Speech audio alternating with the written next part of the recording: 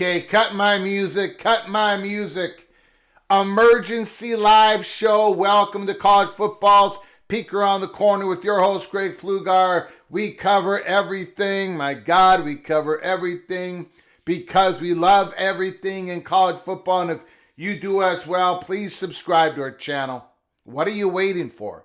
Please subscribe to our channel. Smash the like button if you like our content. Share the video with your family and friends if you want to support this rebel outpost, the home for college football sickos, with a donation to help us keep the lights on. Hit that dollar sign where you make a comment, and I'll get you super chat as quick as I possibly can.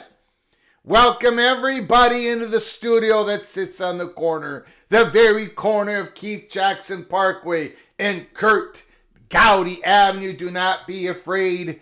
Do not be afraid to become a legend with your comments or with your phone calls.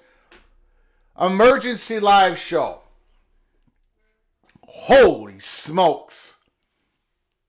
I would have came on a little bit earlier, but I was busy, man. I was busy. I was watching some Netflix with the little general. She finally gave me the okay. We are live. We are live. If you missed it, Ross Dellinger. Now, I have read through this twice. It is a long article. We're going to go through it together. We'll probably skip some redundancy parts of it. But there is a draft. A membership agreement draft. Among the Power Four and possibly some other schools that are willing to go, they're part of the settlement. They're willing to, do the rev share. I don't know, man. I don't know. I got a lot of questions, but you sign this thing. If the House settlement, House versus NCAA settlement happens, if you sign this as a school, you cannot be suing nobody. Now, there's going to be other lawsuits. There's always going to be lawsuits.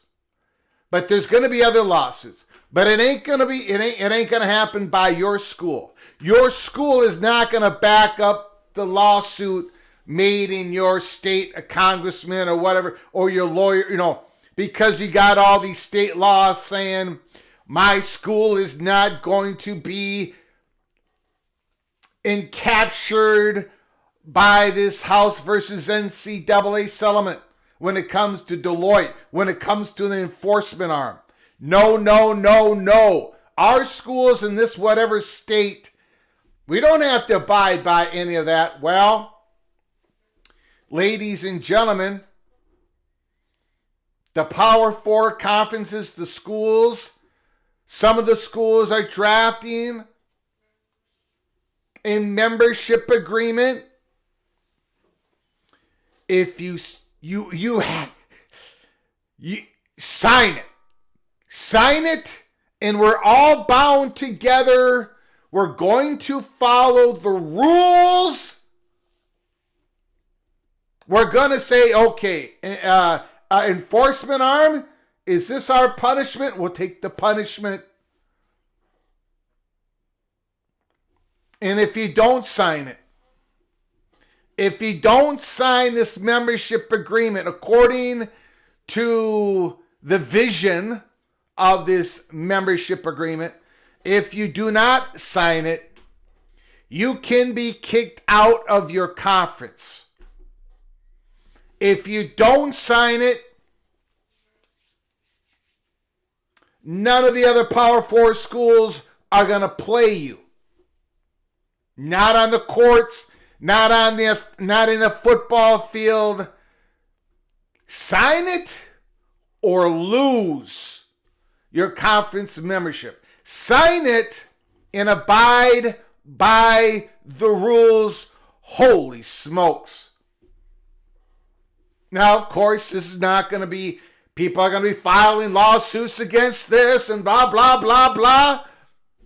But again, here at Peek Around the Corner, we got to follow the story where it goes. Let's do a quick roll call. Emergency broadcast.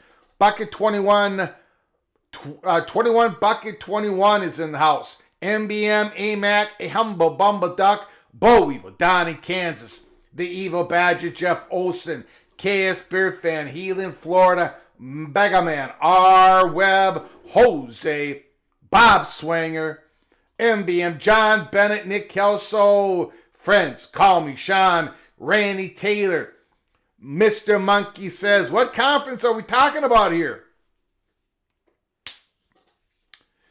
The SEC, the Big 12, the ACC, the Big 10? That's what we're talking about. That is what we're talking about. Preston from Greensboro, North Carolina. Taylor Mott is in the house. Bemba 75, 79. Flying Atlanta. Noel is here, secret agent. Bill G. Day one. Rob goes San Diego State. The Buckeye. Gerald Jones. John Dry. Michael 19th C. Fan is in the house. Nick Flynn. Charlie Atwood is here. Joshua Irby is in the house checking in from the Orange, from the Syracuse. Thanks for coming on in. Ron says, don't sign. No. Very interesting. Who is pushing this? Maybe you're looking at him, MBM.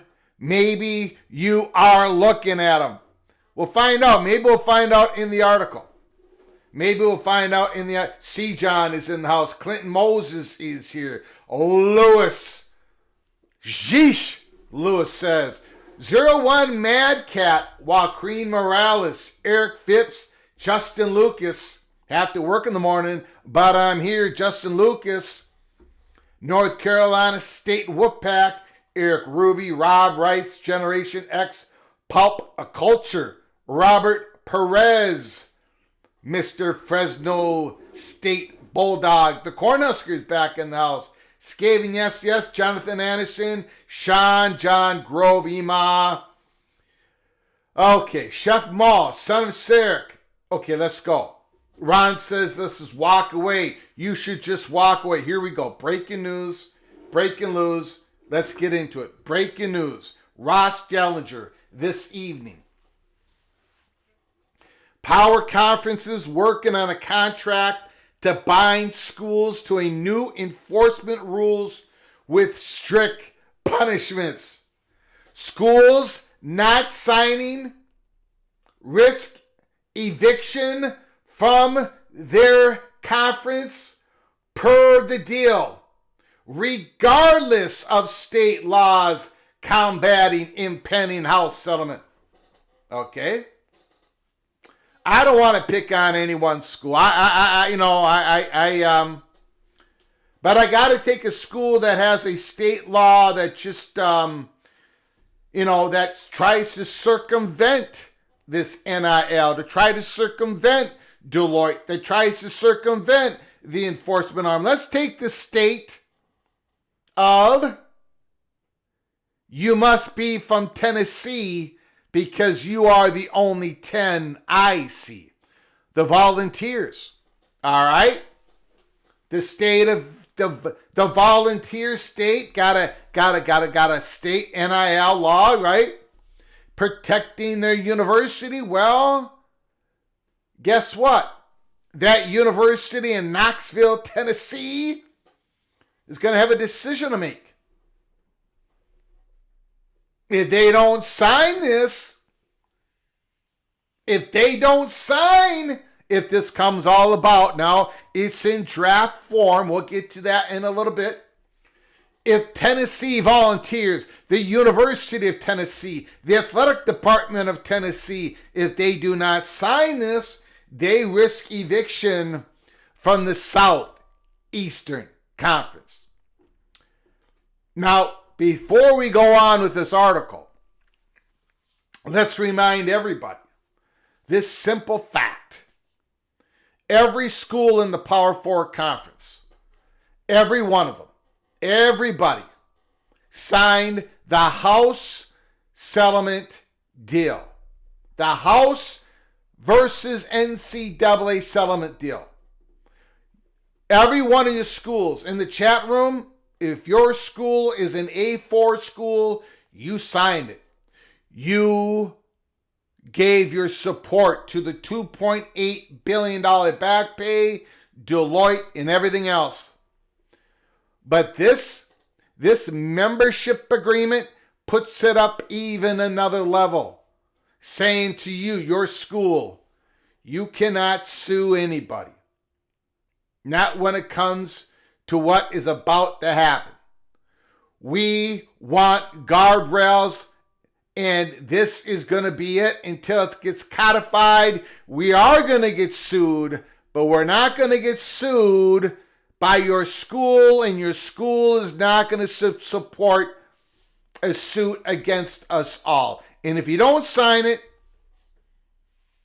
well, you might be kicked out of the Southeastern Conference. You might be kicked out of the Big Ten. You might be kicked out of the ACC. You might be kicked out of the Big 12. Schools not signing risk eviction from their conference per the deal, regardless of state laws. Okay, here we go. Ross Dellinger, this evening. On May 1st, and perhaps an intentionally quiet signing, Tennessee Governor Bill Lee scrawled his name across the bottom of a 6-page state bill. Tennessee State Bill number 536, its details unearthed last week, paves the way for state schools, University of Tennessee, Vanderbilt, Memphis, etc., and their affiliated collectives to break the House settlement-related rules and prevents college sports' new enforcement entity from penalizing those schools, even though Tennessee and Vanderbilt signed in support of these rules. And now they got to sign again to say we're not going to support any suits coming out of the volunteer state. In layman's terms, The law is a launched missile. The state of Tennessee, their law is a launched missile towards plans from the NCAA and power conferences to police the revenue sharing era of college sports, taking aim at the athlete compensation cap and severe penalties for rule breakers and the policies that prevent phony booster back name, image, and likeness deals to players. And there are plenty of those. Plenty of phony booster back name, image, and likeness deals to the players. But the state of Tennessee and 13 other states, as they launch their missiles, the power conference executives have plans to combat such laws. Officials from the Big Ten, SEC, Big 12, and ACC are circulating a draft of a groundbreaking and first-of-its-kind document intended to prevent universities from using the state laws to violate new enforcement rules in a wholly stunning. I was absolutely shocked when I had 6 people send this to me on a DM minutes after this article was released. In a wholly stunning concept, requires schools to waive their right to pursue legal challenges against the new enforcement entity, the College Sports Commission. Remember, they gave it a name. They gave the enforcement arm a name. The College Sports Commission. Sign this membership agreement. You're not going to be supporting any suits against College Sports Commission. And if you don't sign it, well, adios. Adios. The document, now viewed by dozens of leading school administrators, would bind the institutions to the enforcement policies, even if their state law is contradictory, and would exempt the CSC from lawsuits from member schools over enforcement decisions, offering instead a route for schools to pursue arbitration. The document, described as an affiliation or membership agreement, is not finalized, but a draft of the contract has been distributed to several school presidents, general counsels, and athletic directors, many of whom have expressed legal concerns with several of the document's concepts, which are now being refined. The document is meant to be signed by all power conference schools, perhaps as well as others opting into the settlement. So it could be beyond the power conference schools, as a way to bind the group and provide stability around the enforcement of rules.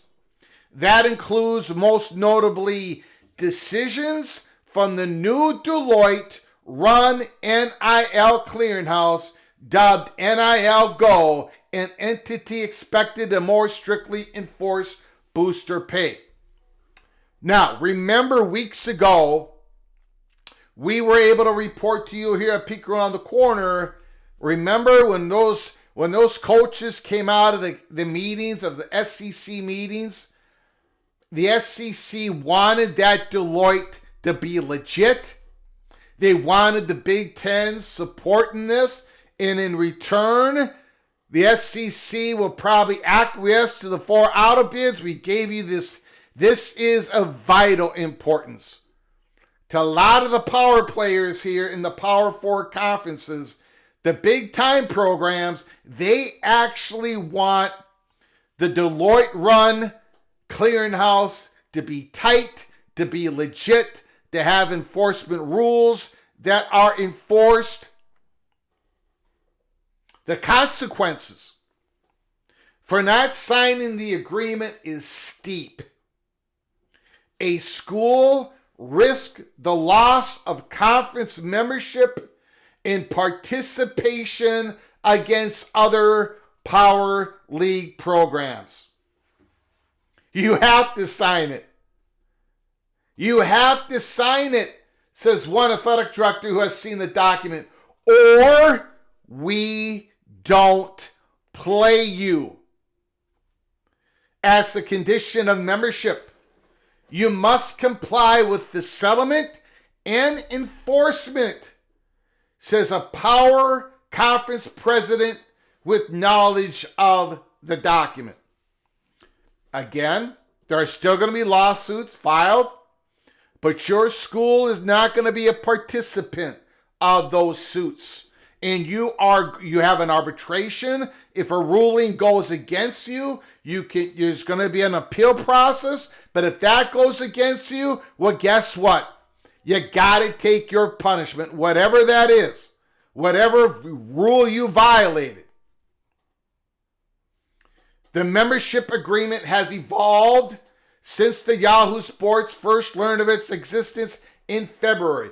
Over the last few weeks, administrators received the latest version, but the document's future remains murky. Firstly, number one, a finalized version cannot be signed until the House settlement is granted approval from California Judge Claudia Wilkin. Nothing can happen. We've got so many planes flying around the airport here at Peek Around the Corner at PATC. None of these planes can land until this first plane, the House versus NCAA. At that point, will all schools sign a document that many legal experts contends creates legal issues for public universities? Are these concepts even enforceable?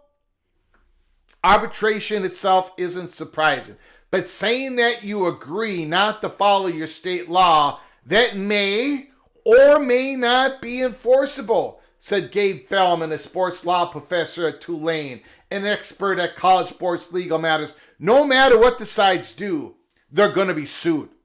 This is an effort to rein in the lawsuits.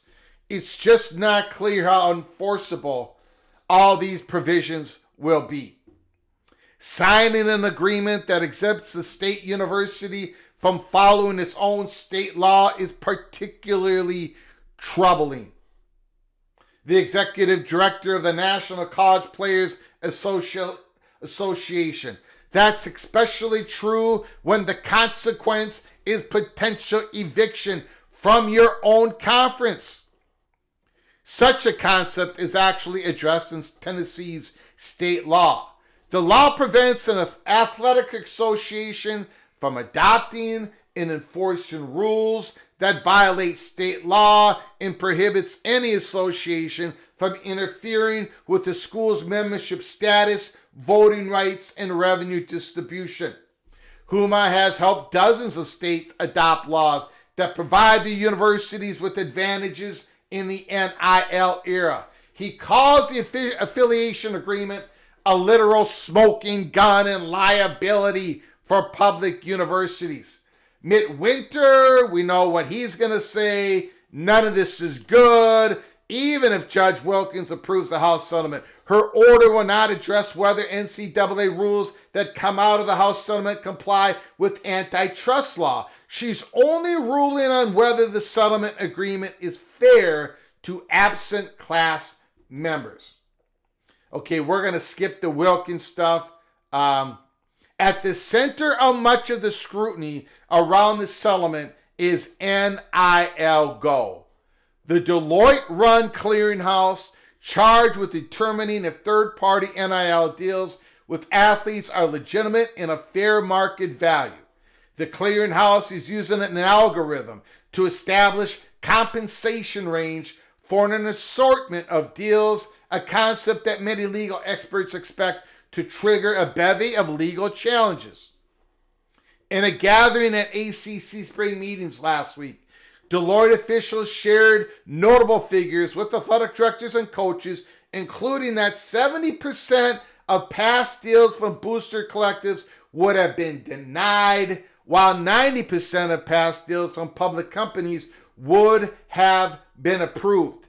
In March, Deloitte shared more figures with administrators. About 80% of NIL deals with public companies were valued at less than $10,000, and 99% of those deals were valued less than $100,000.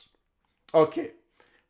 The affiliation agreement or the membership agreement aims to, above all, protect the clearinghouse decisions, exempting it from lawsuits filed by schools and preventing those schools from circumventing the settlement's compensation cap through affiliated entities such as collectives. If we go back to the external NIL that is separate from the house pool revenue share and back to a pay-for-play model, then why did we settle?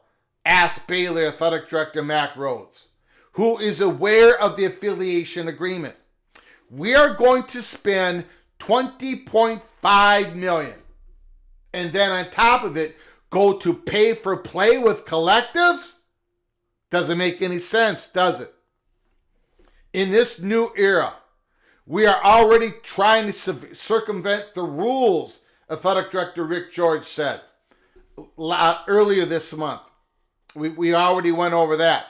Oklahoma Athletic Director addressed the subject of circumvention with an impassioned plea to colleagues. We understand the settlement may not be perfect, but we all must commit to it. And I mean truly commit to it, or it doesn't have a chance of working. There's more talk out there about people already dismissing the chance of this working than finding durable solutions. It's up to us to change the narrative. Again, you find great consistency among SEC country that this has got to get done. People, now it's kind of odd because a lot of us over the decades would have said the SEC schools are the ones that are putting cash under the table in McDonald bags. But right now, they're the schools.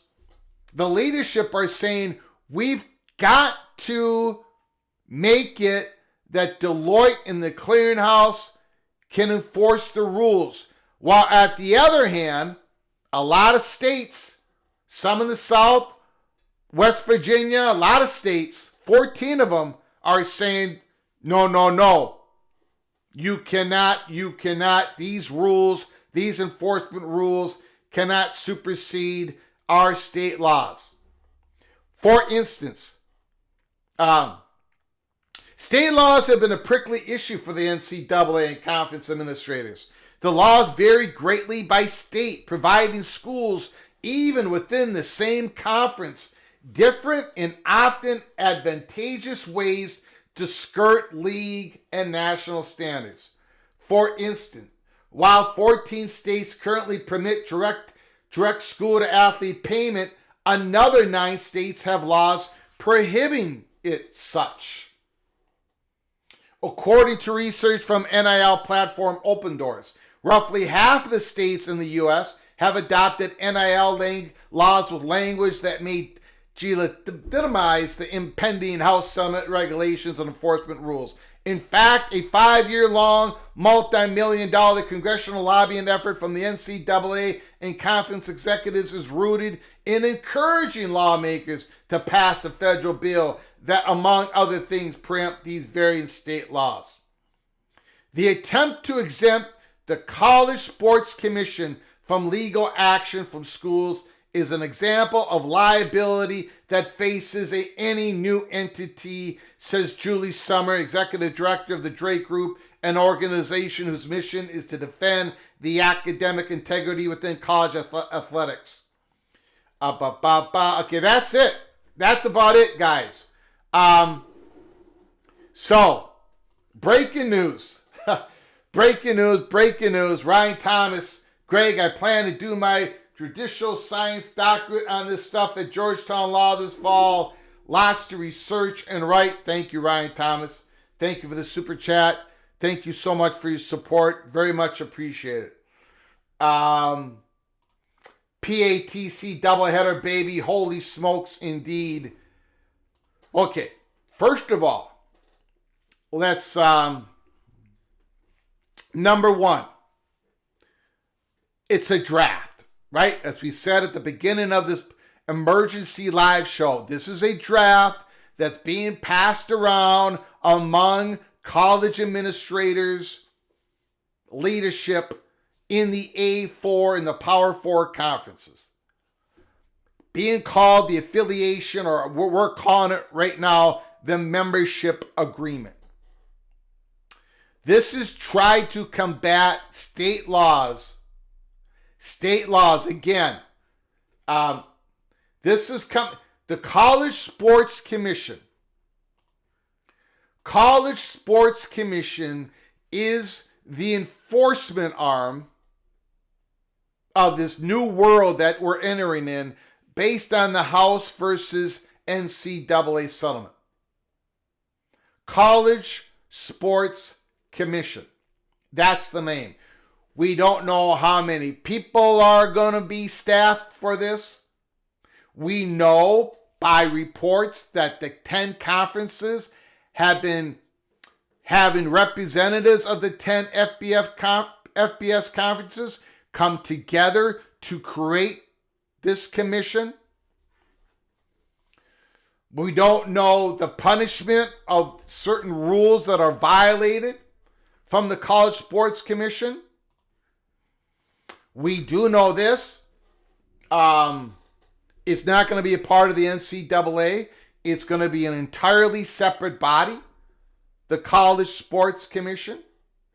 We do know that during this next 10 years, as all these schools pay the $2.8 billion back pay, that if these enforcement rules are not followed, that the House lawyers can basically rip up this settlement and say, we're taking you back to court. Forget about the $2.8 billion back pay. Let's talk $15 billion. Let's talk $25 billion. That is reality. So you're going to have lawyers keep looking down at all this stuff. Now, again, as the Oklahoma Sooner athletic director said, this settlement is not perfect. It's far from perfect. But right now, it's the only thing we got. And every school signed on to it. Every one of them. You cannot name a Power 4 conference school that did not sign on this settlement. Not a one.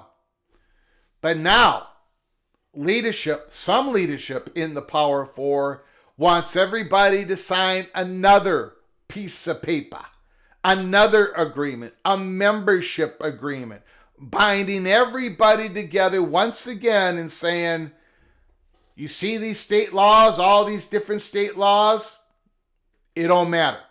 We're going to get sued. We know we're going to get sued. However, you as an institution got to abide by the rules. And if you don't sign this membership, and if you don't abide by the rules, and if you sue us, well, you could be kicked out of your conference. Let me know what you think. We're going to open up the phone lines here real quick. But again, it is all about this membership agreement. It's all about here. Right here. The attempt to exempt the College Sports Commission from legal action from the schools. From the schools. Heartbreak 25. Gotta pay Greg for pulling double. Is Christian drivers breakout year loading? Yes, it is, actually. Yes, it is. Well, I think he's going to do better this year than, he came alive a little bit last year. He's got some big time competition though. The Gophers got a few guys in the portal that play his slot position. We'll see. He's got some juice to him. He's really quick in small spaces. He showed some improvement. We'll see what happens. Thank you, Heartbreak25. Appreciate the super chat. Appreciate the support. Appreciate it. Now, look. Before we get to phone calls, I'm not a lawyer.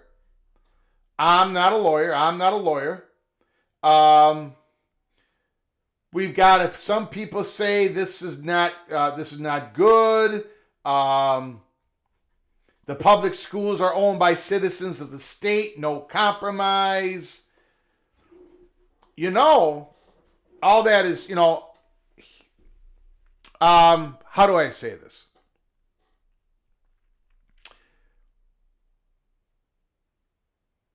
It's interesting because this is a new entity. The College Sports Commission. Like the I'll just give an example of the Big Ten. The Big Ten has rules. It has lots of rules. I've been through them. I did a research on them on a number of issues. One, the whole Michigan thing. What powers did the commissioner have to exact punishment on Michigan? How much sovereignty did the University of Michigan give to the Big Ten for the commissioner to exact punishment on the University of Michigan? And it's interesting because there was a certain level of punishment that the commissioner could do, but no further. In other words, there were guardrails around what the commissioner could do. I have looked at other things inside the Big Ten. Remember when we did about 2 live shows on like an episode coming out of Lincoln, Nebraska? There were reports that there were articles written, multiple articles written about Nebraska. The president at the time, President Carter, who is now the Ohio State president, but at the time, President Carter said, being worried that someday Nebraska might get kicked out of the Big Ten due to not keeping up with academics, with the research mission. I looked through the Big Ten, everything that I could find on it, and I came up empty. There was rules in the Big Ten that if you didn't follow as an institution, that you could get kicked out of the conference. I'll give you one example. If you were found basically guilty of the conference, of not taking care of your athletes, if you were not providing the health care that they deserve and they need, things of that nature. I'm just giving you one example. There were things that you could, if you're a university and you kept violating, you would be suspended, you would be fined, and eventually you would be kicked out of the conference. But I did not find anything about not keeping up to some level of research, academics, whatever. Maybe it's in there somewhere, but I could not find it. All I'm saying is there are rules in these conferences. And if you adopt a new rule, if everybody signs on to it, then it becomes then it's a new rule, right? In the conference. Yes, these are public universities. Absolutely. And there are state laws and there's state funding and all this stuff. But being a part of an association, being a member of a non-profit organization, as an athletic conference is, it's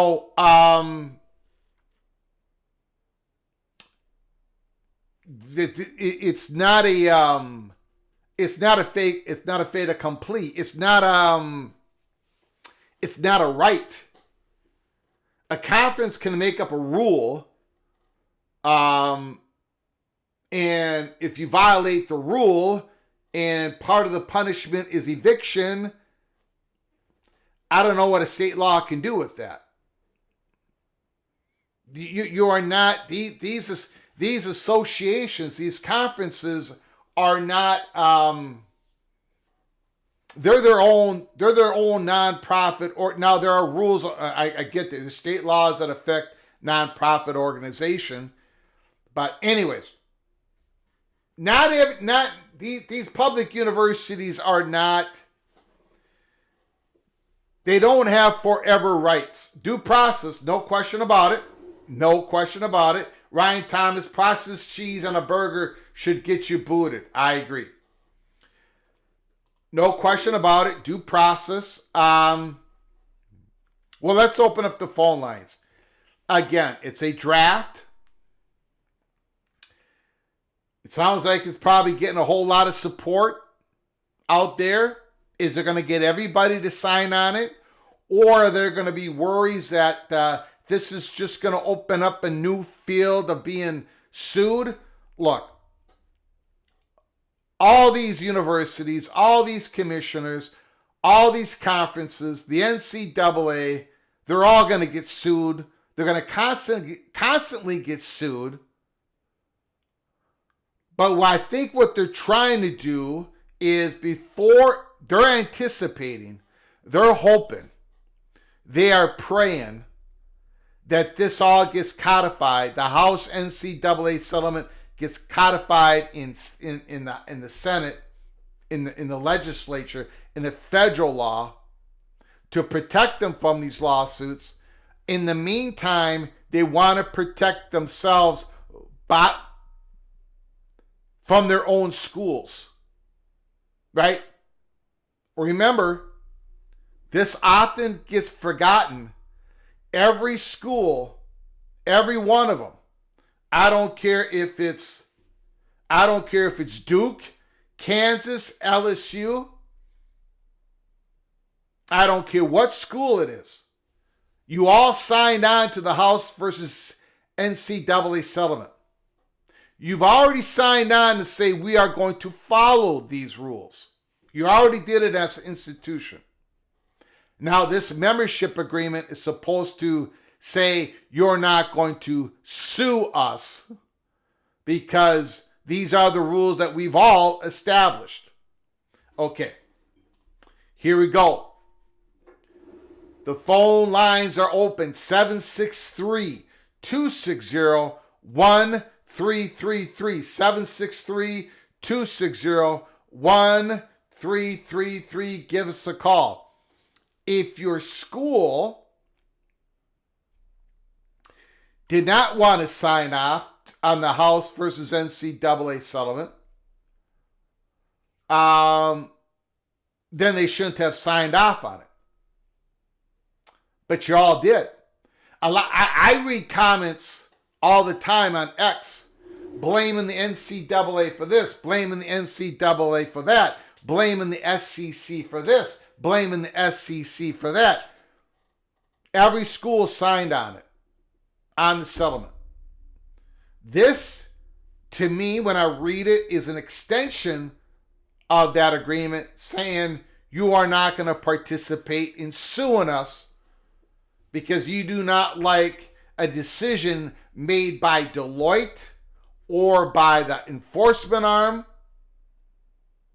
We're going to get sued anyways.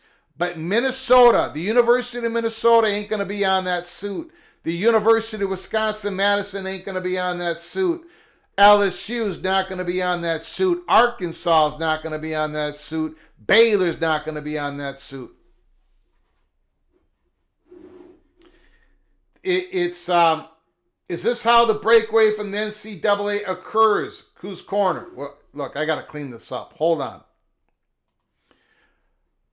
Basically, in reality, that has already happened when it comes to football.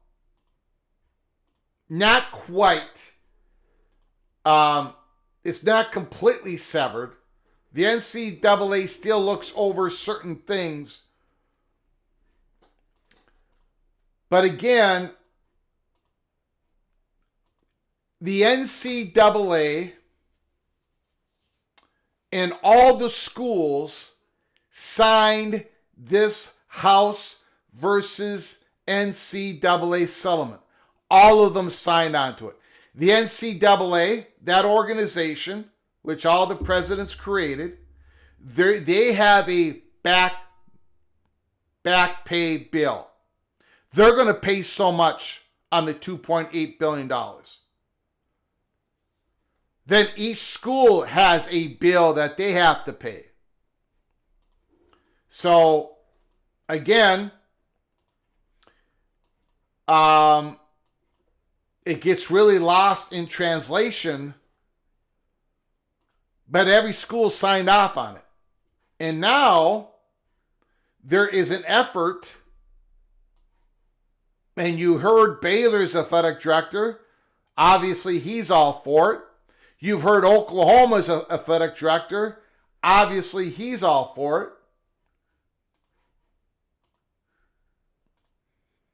And getting this membership agreement signed.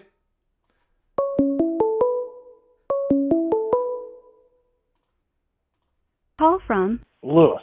Lewis, beautiful Lewis. Thanks for calling, sir. The floor is yours. Okay, well, good evening.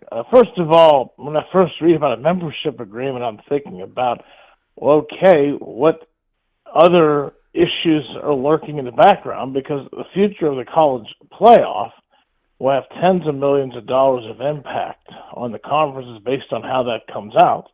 I can't believe that that's not somehow has to be considered with this when everyone's trying to cooperate on this. But with regard to this, you're going to throw people out of the conference if they do not sign. I just don't see that happening easily, because schools are collecting $50 to $80 million a year of revenue from the power conferences. And they've been collecting this for decades, or in some cases not so long. But it's a non-profit membership, but there are vested rights that develop over time. And schools in detrimental reliance on a certain amount of money are making decisions. And so, yes, they can be kicked out, but I think to kick them out over this, as soon as that happens, they're going to sue. And that's going to take years to get through. It's not going to be a simple cut and dry case when you expel somebody over this. Sure, if they do something terrible, mistreat their athletes, human rights violations, yes, they don't have much of a defense. But this is very murky because you have the states involved. Yep. And they have a colorable defense. They're following the state laws dictated by the state legislatures, at least the public schools. Private schools, maybe it's a little bit different, but certainly with the public schools, it's confusing. And finally, if you're thinking the federal government's going to step in, you can forget it. You're not going to need 60 votes in the Senate to agree. There's a lot of people, a lot of different ways engaged on this, a lot of schools and states that really are never going to have a piece of the pie with the major college football. They will be skeptical of doing anything to cooperate. Too many different varying interests. So you're not going to get the federal government involved in solving this. That's just a waste of time. So I just don't think, I think you're going to get the best deal you can to cooperate. And on top of that, so even if the schools don't sue, groups that are separate from the schools that basically make up the interest of the school still could sue. I mean, you can't bind people outside of the school, and it could still, depending on the state, depending on the judge, and how receptive the judge is. Now, a judge who's against this kind of an action might say that the people don't have standing that they're suing, but if the judge is predisposed to be in favor of what the advocates are doing, they might allow it. You know, as we learned in everything in life, who's sitting as the judge matters, and judges all have different views. So I just don't think there's a lot to do about nothing. They're not going to be able to expel the schools. But if they do come up with some kind of grand bargain, I'm hoping it involves more than just this, but they can also come up with a structure, because there's a lot of money involved in the number of automatic bids each conference gets as far as their TV revenue, their media revenue, ratings for games that are played later in the season based on how deep into the conference standing. There's a lot of that's significant amounts of money. And that has to be, it's not going to be at the front page of this, but that has to be a factor in trying to cooperate among the Power Four to come up with a resolution. So those are my thoughts. All right, man. I appreciate it. Legendary caller, Lewis. Beautiful, sir. Beautiful. Yeah, and I would anticipate a lot of people agreeing with what Lewis just said. Here's the thing. Okay, let's say you're Tennessee. Deloitte made a ruling on one of your NIL. Said no, it's not. It's a pay for play. And the University of Tennessee says, okay, that's the ruling. Well, and somebody in Tennessee like saying, well, our state law says that we don't have to follow your NIL enforcement. We don't have to follow it. But I think what they're hoping is that the University of Tennessee says, we're not going to take part of this suit because we agree, all of us, bind it together, we got to have some sort of rules. So we're not going to be involved in the state suit or who's ever trying to sue. We're not going to take a part of it. That, I think, is what they're trying to do. Like, if the schools don't take a part of it, if they're not saying, yeah, we were violated, then the suit might not go anywhere. One of the big problems is you got all these universities trying to get some rules around this. They've done this in a lawsuit, in a civil lawsuit. They've got to follow the civil lawsuit as best they can, or that $2.8 billion is going to bankrupt the whole. I mean, it's going to be just ugly if this doesn't follow through. So they're trying to do what they're trying to get is everybody on board once again, not to be involved in the suits, hoping that helps out. Again, look, it's very easy to pick apart this. It's very easy to pick apart all this. But what is the alternative? That's where we always kind of just fade off. What is the alternative right now? If we don't follow, if these universities, if the conferences don't do all they can to follow, if Judge Wilkins finally gives approval on this, if they don't follow through, it isn't what is going to crush everybody is not a Deloitte ruling on what a player should be making. What is going to crush everybody is that the House lawyers are going to say, we're ripping this up. They're not following through on what they said they were going to do. We're taking everybody back to court. And when that happens, you can start locking the doors on a lot of these athletic directors and a lot of these athletic departments. That is the option that we have at this point. That's how this is why they're scurrying around trying to get everybody on board again to say we need to follow some sort of rules. Now people say, what rules, Greg? They don't have the legitimacy. Well, what gives the Big Ten legitimacy? What gives the Big 12 legitimacy? What gives the Big 12 legitimacy to have rules? The Big 12 conference has rules. It's not based upon a state law. It's based upon the schools that are part of the association all binding together and saying, we will follow these rules, and if we don't, this is the punishment. These are the bylaws. They're trying to do that in a much bigger form. They're trying to take all these schools and say, this is it. Because if they don't do this, what is the alternative? What is it?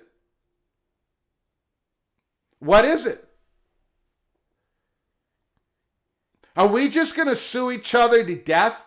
What is the alternative? Are you talking a collective bargaining agreement?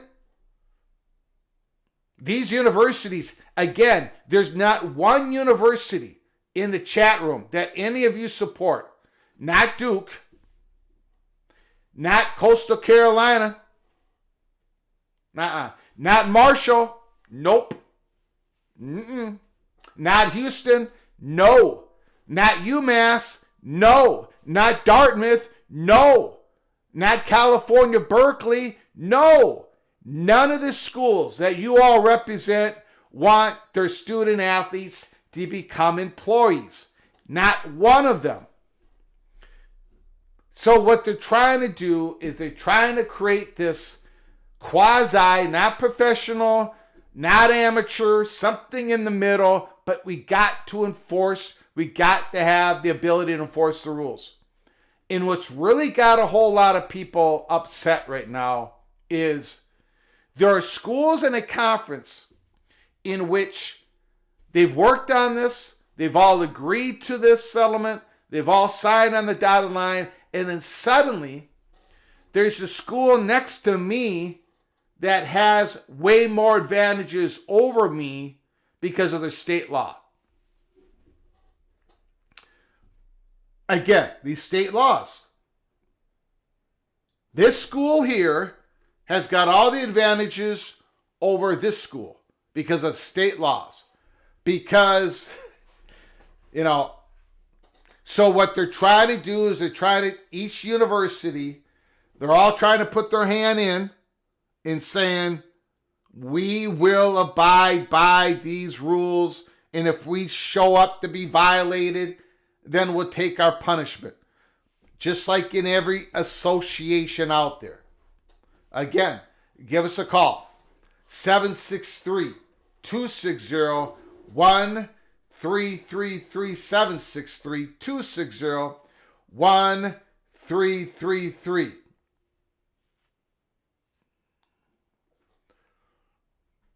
Coos Corner, I actually don't hate this. There needs to be some continuity across the P4. And remember, they've already all signed off to these rules. That's another thing. There's representation of every... From CFB Plus. CFB Plus, can you just hold for 1 minute? I just want to finish this Absolutely. thought. Remember, every FBS conference, all of them, the G5 and the Power 4 in the PAC, 10 FBS conferences have been meeting for months to create the sports commission, the college sports commission. All these schools are already in this together. They are. So all this is saying, remember, we're all in this together. And by the way, if your state sues, if somebody sues, you cannot participate in that suit. You cannot be part of it. You are not going to sue. You're going to take your lumps.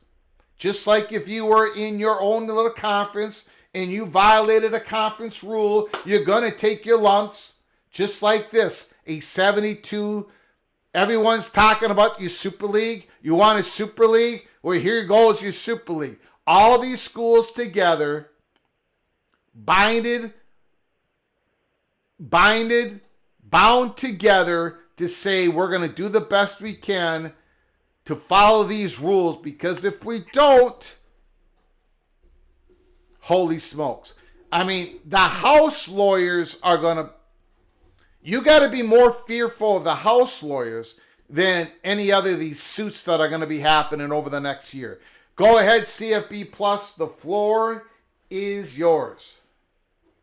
Well, thank you. You actually kind of led into my question, because when I first, was reading this and listening to this, my first thought was it kind of, to me, and maybe I'm misinterpreting it, it binds the A4 schools together. So in some ways, it may not totally prevent a breakaway, but it is a serious roadblock for the Big Ten and the SEC to break away if there's this binding legal precedent that is not just, from past payments, but forward payments. Okay.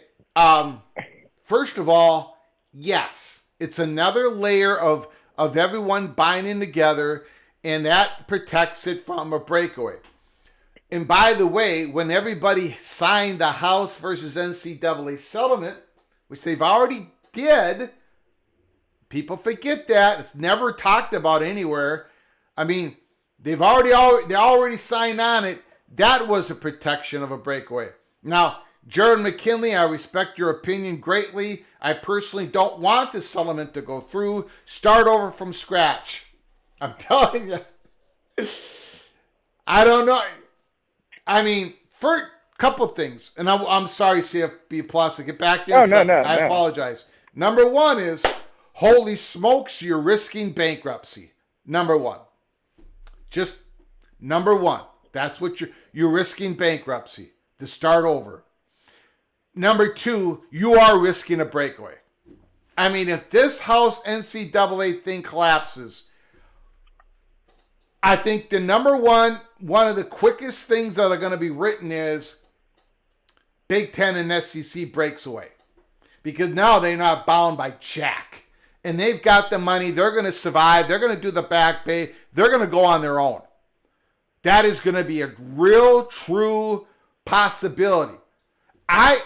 When people talked about the possible breakaway happening in 24, 25, 26, I said that ain't even possible because of these legal things that were going on at the time, where all these conferences were coming together to try to find a solution. If this breaks away, if this House NCAA settlement just goes kapoosh, the ramifications, they're unknowable, and they're all bad. All of them are bad. Go ahead, CFB Plus. The floor is yours. And I guess the second part of my question is because I am particularly fond of realignment. I find it very interesting.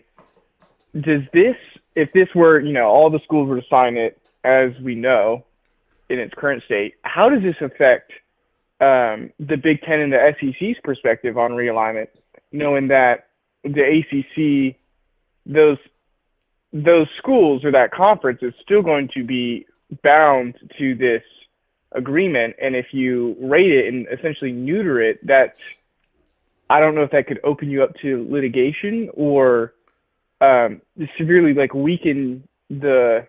I just don't know how the legal aspect of that would go into play if you have. I don't know.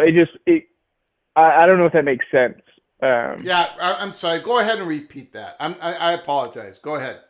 No, you're good. I guess my question is, or I'm trying to formulate my thought, is if this were to be signed as we know and understand it, where it kind of binds the A4 together, how does this affect and this is probably too early to really know, but how does this affect the Big Ten and the SEC's perspective on expansion, particularly with ACC schools? Because essentially, if they were to raid the ACC, it would totally neuter that conference due to the potential fallout.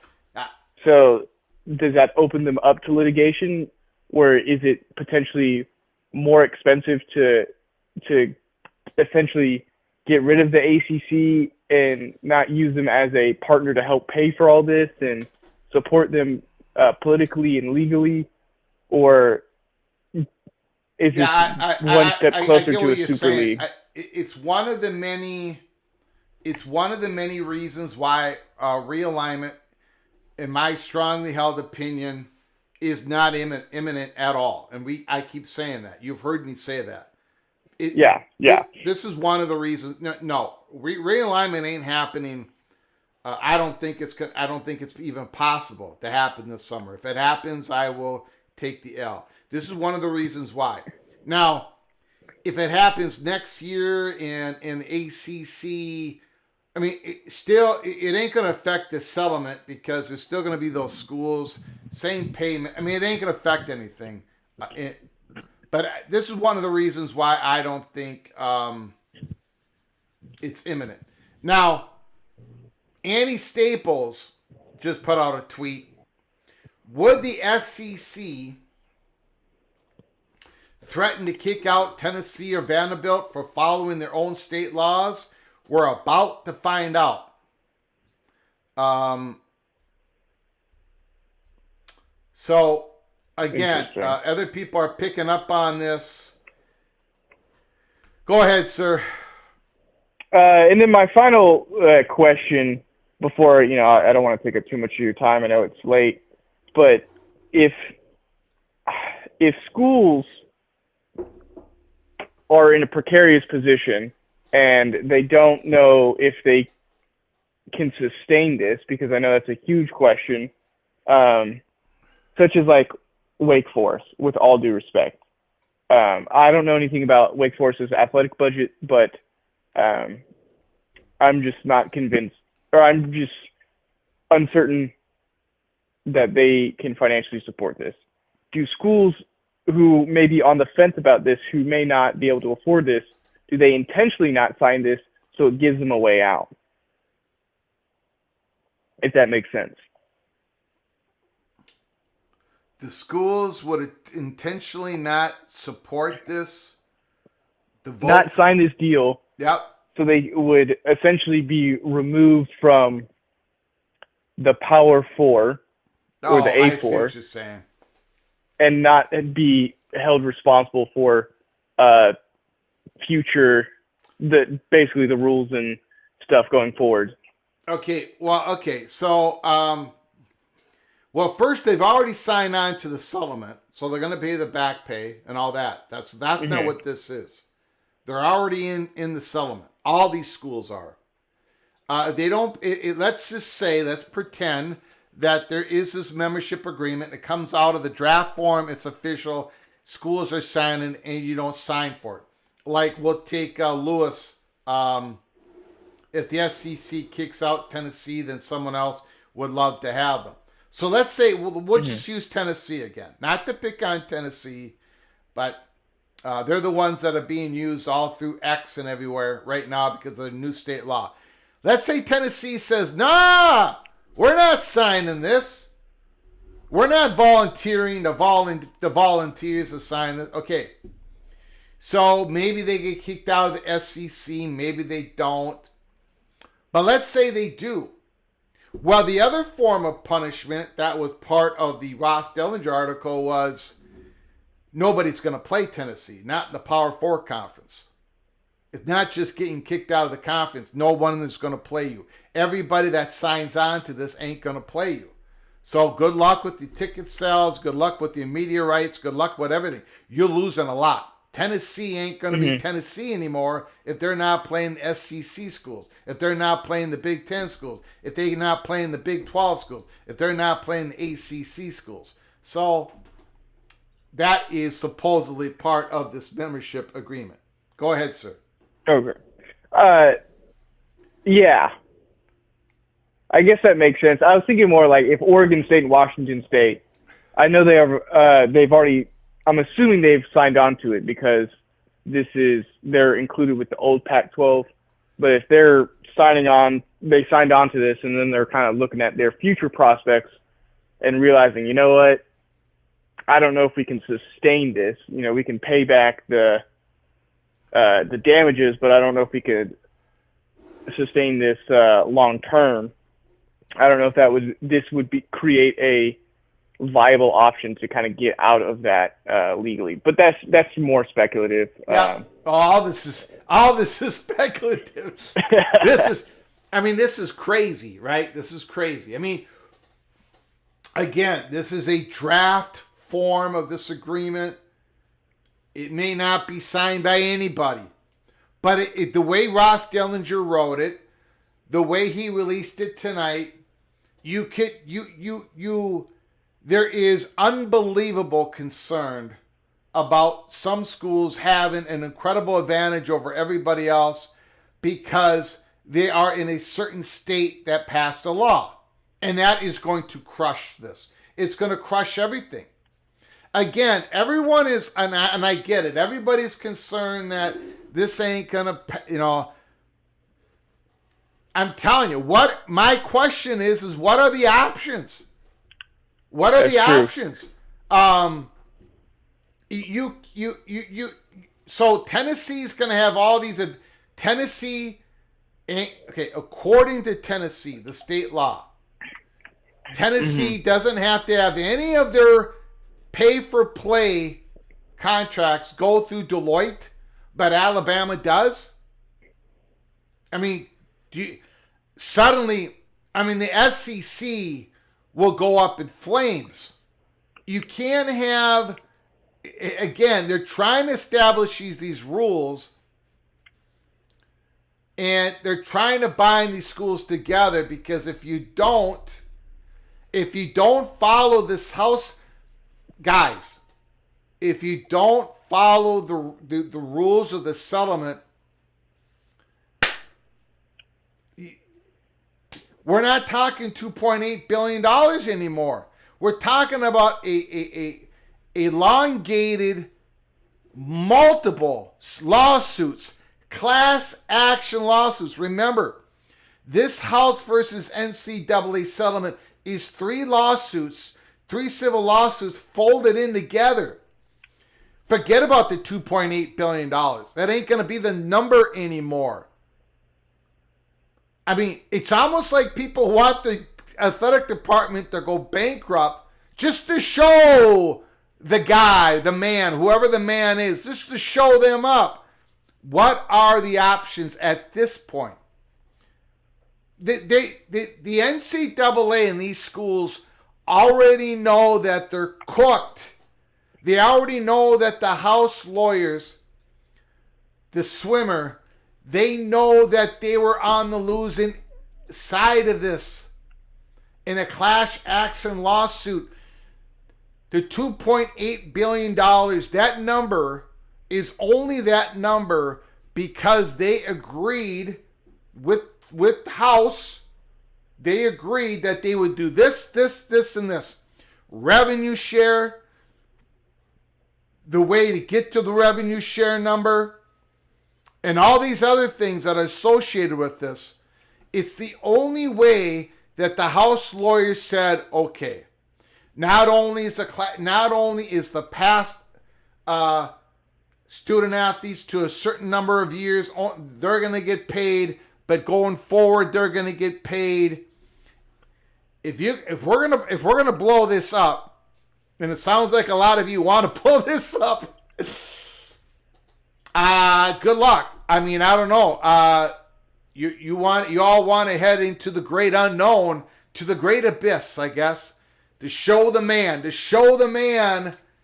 while your athletic department is going to spend the next 20 years paying back a $20 billion suit.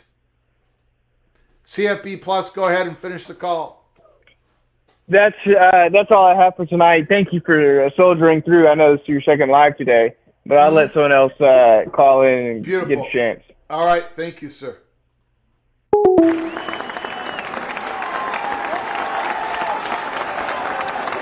Now, let me ask this. Let me ask this question.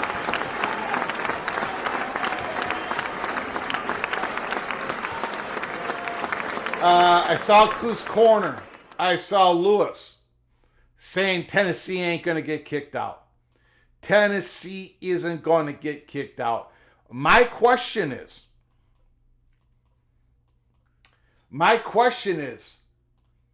do you think Tennessee signs the membership agreement? That's the question. Do they all want, does the Tennessee Volunteers want to declare is a better word. Does Tennessee Volunteers want to declare to the rest of their SEC membership that they're going to abide by the rules just like the other schools in the SEC. Vanderbilt is going to abide by all the rules that they all sign on to, by the way, already. Do you think that Tennessee is going to sign the membership agreement if this actually becomes a document?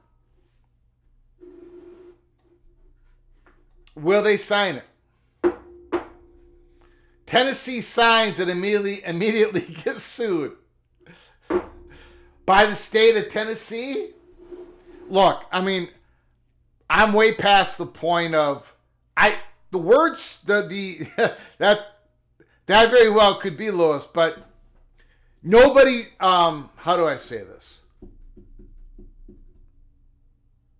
No matter what you do, you're going to get sued. So the act of suing really isn't. No matter what you do, you're going to get sued. By concerned Tennesseans. Of course they will. Okay, Go Black 45 says Tennessee will sign the document. I mean, really, for the most part, 90% of the schools would sign the membership agreement without a second thought because they have no state law, they have no advantages, and they're just doubling up on what they've already signed off on, the House NCAA settlement. So 90% of the schools are going to sign the membership agreement. It's the ones that have an advantage over the others because of their state law. West Virginia is one of those states. Is West Virginia going to sign the membership agreement?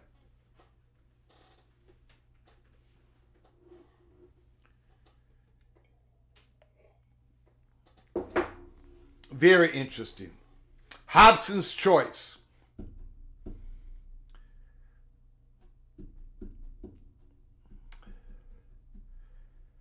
CFB Plus, I think you are kind of forced to sign unless you just want to play G5 schools for the next 30 years. Again, if you're new to our channel, please subscribe to our channel. Smash the like button if you like our content. Share the video with your family and friends. Thanks for coming on in. Breaking news. Breaking news. Breaking news. Membership agreement draft being created within the Power Four. For those who have missed it, for those who are coming on in late, Ross Dellinger released an article tonight. And I'm just going to give you the top line here. If you missed it, go back to the beginning of our program. Power conferences working on contract to bind schools to new enforcement rules with strict punishments. Schools not signing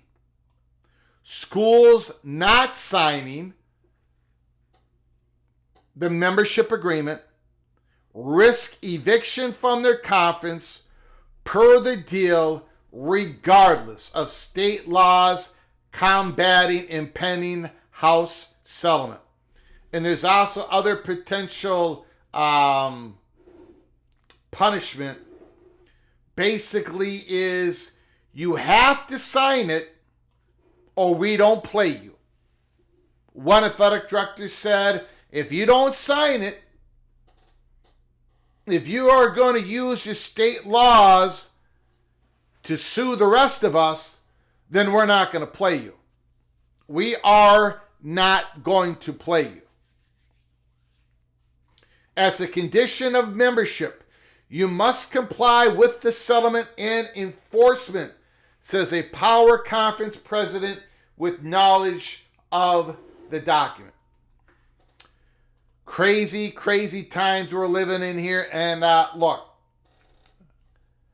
May matters. We knew this month was going to be crazy. It is starting to percolate. This is our second live show. If you missed our first live show, go back and watch it earlier today.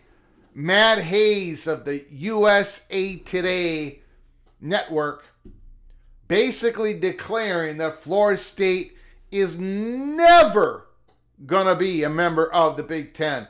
And we talked about the USC Notre Dame rivalry. And man, I've got three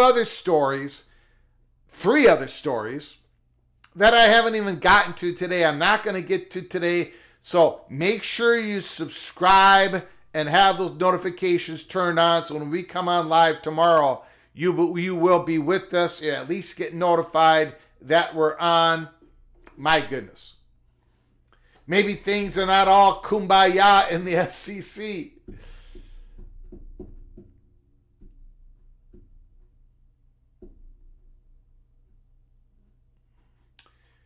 That is adding to the quote. It doesn't say Toby Padwick. It doesn't say sue you. It says sign the contract. If you don't sign the contract, the implication is you are no longer P4.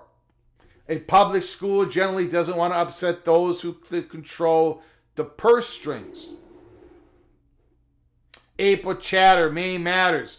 Greg, we need a June, July, August gimmick. We'll figure one up. We'll get one up. PATC chat is unquenchable.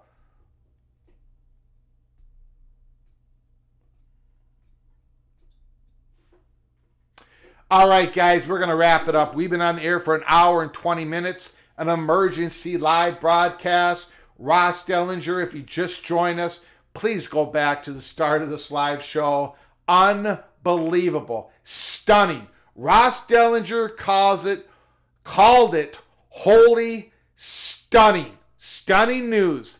A membership agreement, a draft that could become more than a draft, that binds the schools together once again in saying, look, when somebody, not if, when somebody files a suit against us because of the Deloitte or the enforcement arm, you, the university, are not going to participate. You're not going to be in favor of that suit. No, you are not. Sign on the dotted line, the membership agreement. And if you don't sign on, you could get kicked out of your conference. And even if you stay in your conference, no one's going to play you. No one's going to play you. We'll see how it all goes. Stick with us here at Peek Around the Corner. Keep your head on a swivel. I want to thank the callers. I also want to thank Heartbreak 25, Ryan Thomas, for your donation to help us keep the lights on. I appreciate it. And again, if you missed our first live show today, that was something else. Go watch that one as well. A lot more coming up in the month of May. Until next time, from all of us at PATC, to all of you, please, y'all take great care of each other. Thank you so very much.